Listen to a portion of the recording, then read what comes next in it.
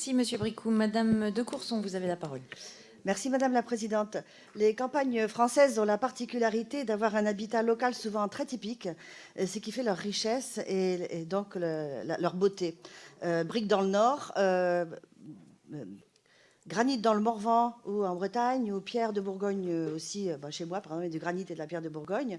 Mais face à cette question-là, on a quand même trois problèmes. Premièrement, on ne peut plus artificialiser dans les villages. Il ne faut plus étendre, mais les villages doivent se développer. Alors il y a aujourd'hui dans ces villages de nombreuses habitations qui sont à rénover, mais il n'y a pas de manteau possible. Hein. Donc là, c'est plutôt le damar, on va dire. Mais ça coûte cher, ce damar, et les populations. Et le troisième problème, c'est que les populations dans ces villages sont souvent des personnes assez âgées ou des jeunes ménages avec des enfants petits qui n'ont pas beaucoup de moyens.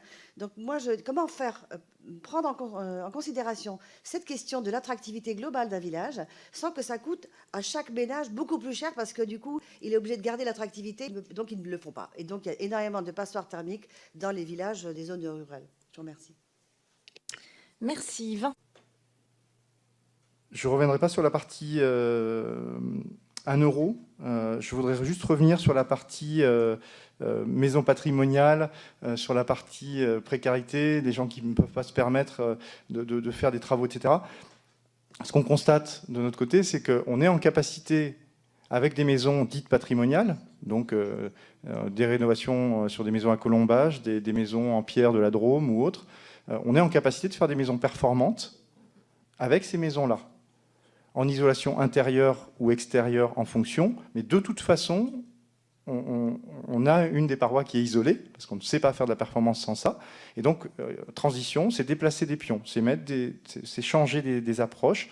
Donc là, il faut choisir entre est-ce qu'on garde l'isolation, est-ce qu'on garde la paroi extérieure, est-ce qu'on garde la paroi intérieure.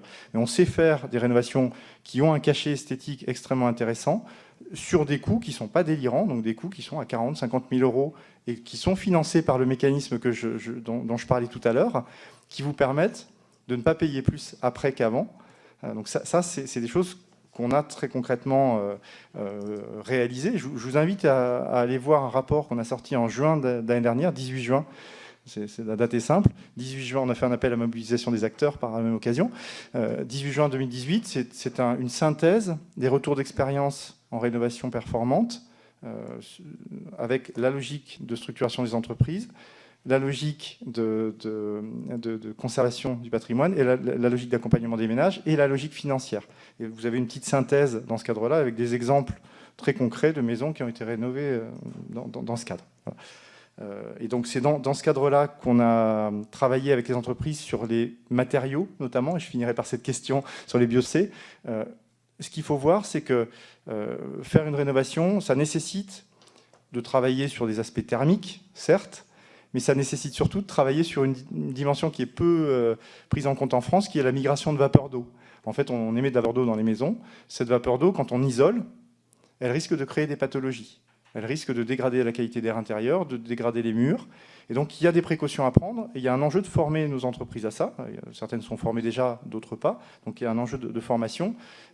Dans ces formations, il y a un travail sur les matériaux biosourcés, notamment. Donc, on l'embarque de notre côté dans nos travaux pour faire comprendre aux entreprises que sur un bâtiment, type bâtiment patrimonial d'avant 48, en gros, on a besoin de ce type de matériaux pour avancer correctement. Voilà, donc ça fait partie des éléments qu'il faut prendre en compte effectivement dans la montée en compétence des artisans sur le terrain. Je n'en dis pas plus sur ces aspects.